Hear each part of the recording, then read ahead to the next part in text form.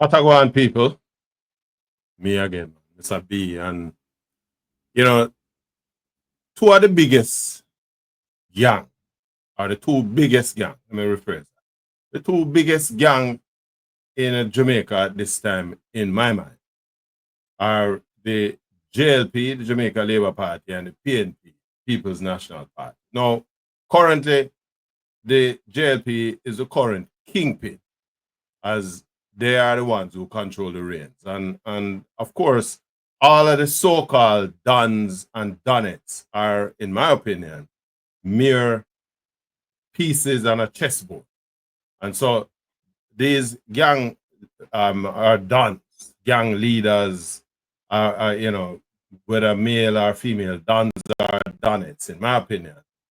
Their continued existence is essentially determined by the party who control the power. And right now, JLP are the government. And whether people like it or not, some people are thrown at them face, but me just attack the truth, right? Because it is my view that no criminal activity, regardless of the intensity of it, can continue if the political system, particularly the people who are in control, if they decide that it can't happen, it can't happen, right? And so it is on this basis that me have put out me have this conversation. And now, of course, early this week, we were greeted with the news. Well, it's really towards the latter part of the week, Wednesday into Thursday morning, that the great Tickman from Panish Town, that policeman them lick him down out of 6 Mile Wednesday night. Apparently him on him way back in the corporate area. And the man them basically spot him out from long time. And them decide them will take him out. Now again, I know the first time this happened, as a man said in another forum. I said that show you already. Well, me there a long time. I said that show you for the longest while. And so you can go back to the days of what I would call the early days of the politics. The late 50s, early 1960s, when you used to have a group named Group 69 downtown, control the whole of downtown here. Right up against Bakawal, where them eventually turned in a Tivoli.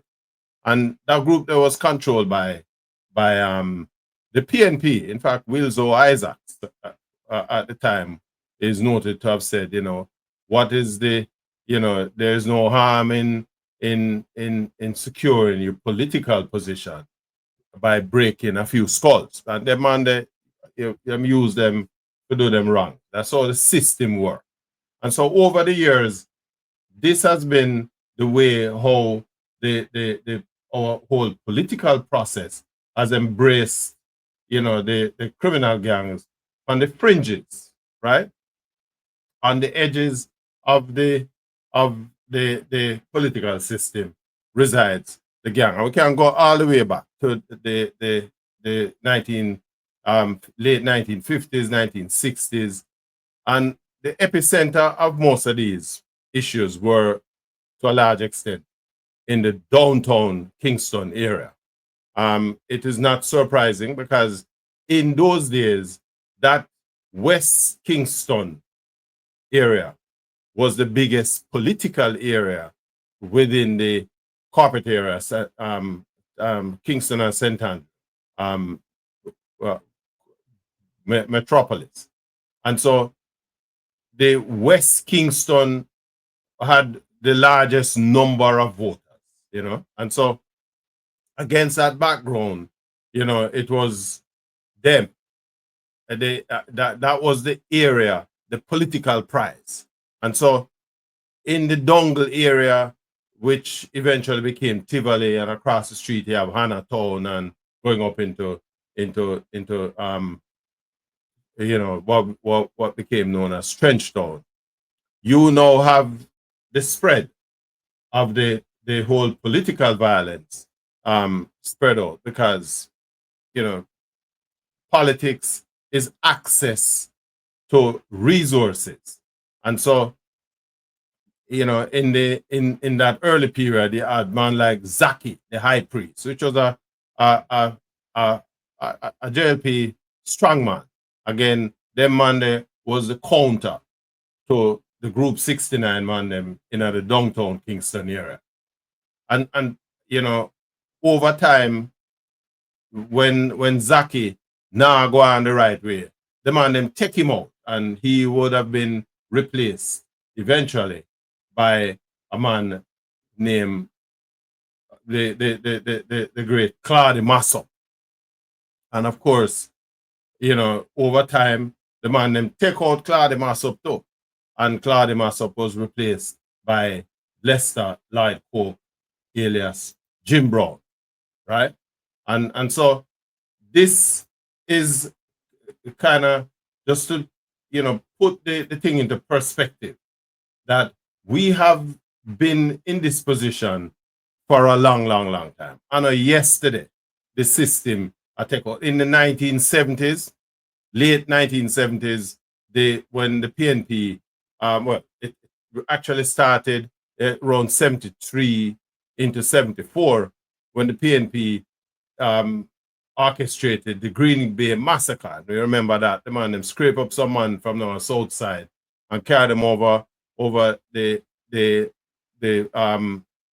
over in a Portmore there, down in the, you know, under the guise that them will create a militia, if you will. And so them recruit some man to form the militia, and the JDF man, they wipe out some of the man, right?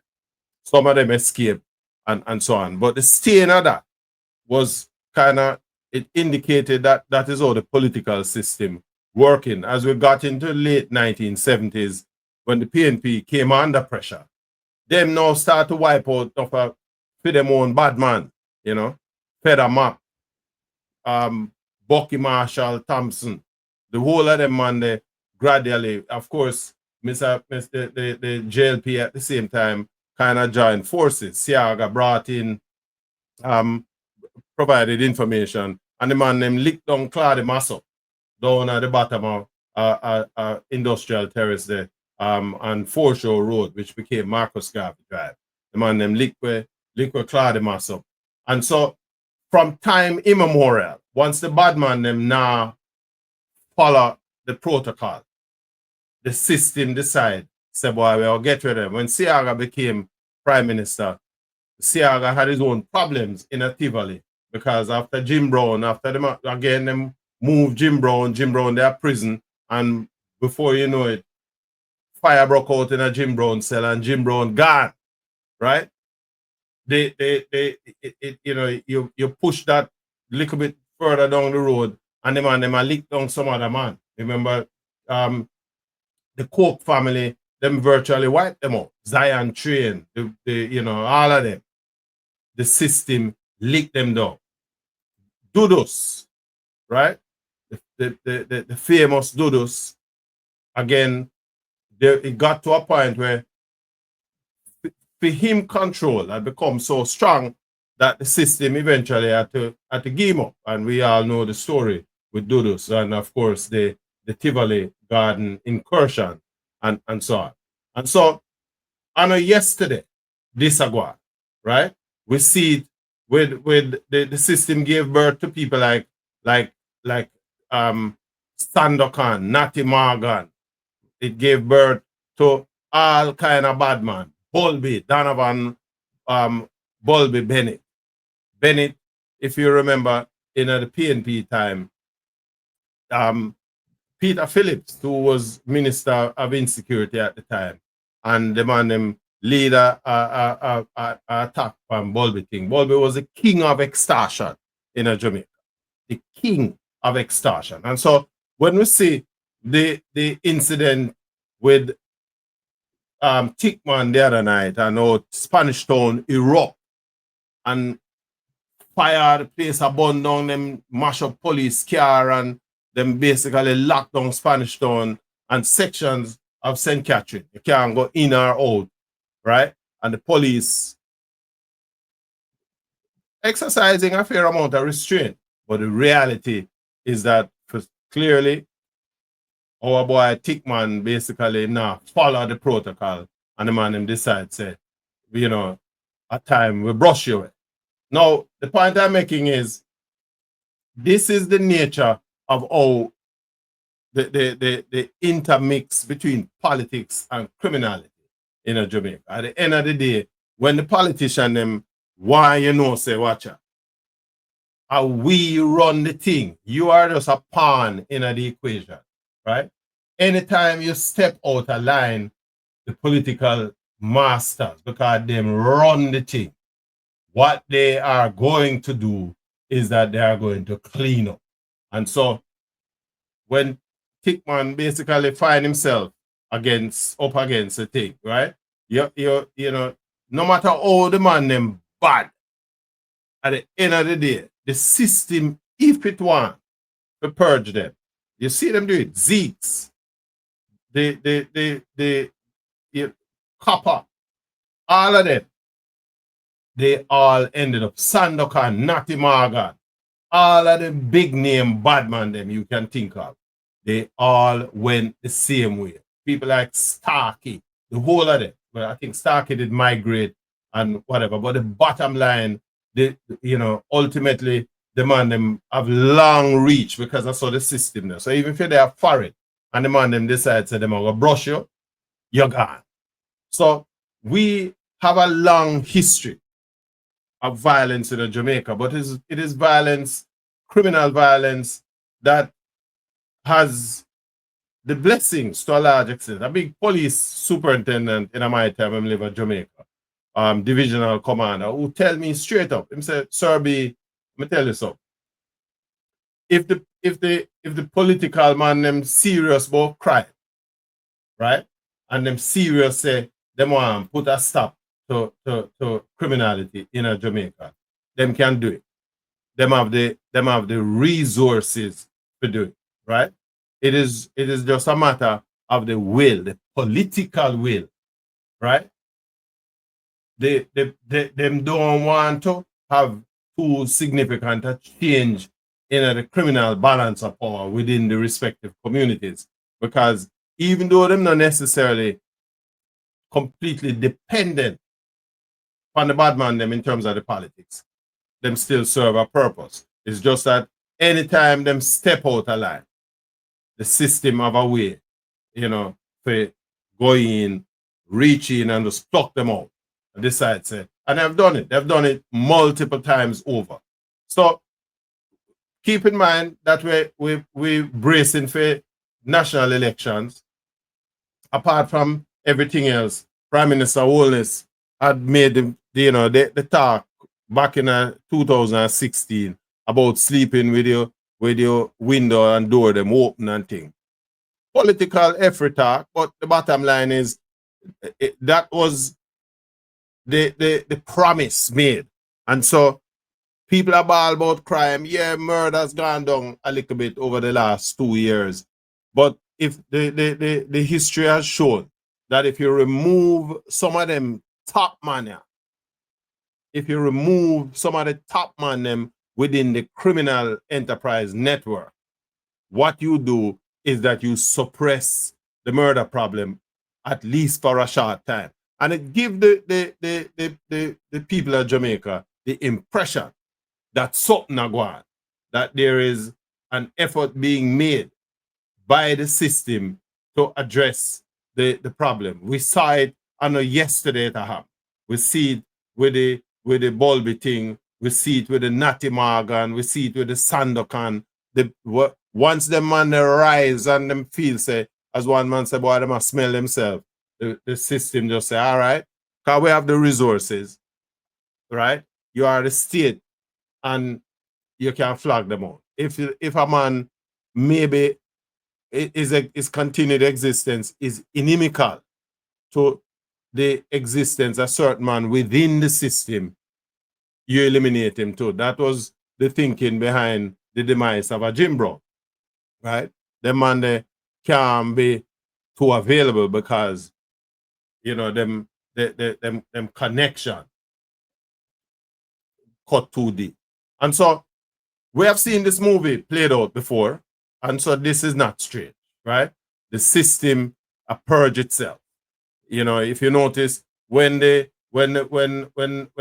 top man from Spanish Town dead this week, the MP turn up, not even with a whole heap of police escort, and basically tell the people themselves back to work. We see it because the first time that particular MP there, is associated with that kind of loss. Remember, Budman, same thing. According to the dog newspaper, things never right, and before you know it, boom, the man them liquor Budman and take. Now, me not have no brief phenomenon where practice criminality, right? What is interesting is that so many Jamaicans don't see nothing wrong. Them man, boy, them are the top man, them provide for this, and them are send picnic go to school, and nobody no say, but them get them money, because them man no work. Them man no have no job. Them man no have no business, right? But them can spend millions of dollars and do all kind of things. And then we turn around and we are going like say, we don't know. So, as we say, we see that show here already. It a play a long time. Me, I'm a young boy, and me I see it a go on from in the 70s. And that over 50 years I go on. And it's not done yet, right? We are going on episode maybe 6 years now, because I saw the thing said. So, are we seeing the end of the criminality? Hardly likely. Is there a nexus between the criminals and the politics? Well, your guess, what you think. Tell me what you think about what me just said. And if you like the video, hit the like button. And if you not do it yet, subscribe to the channel. No? Make we have some more of them discussion. But until then, I me, same man, Mr. B, more time.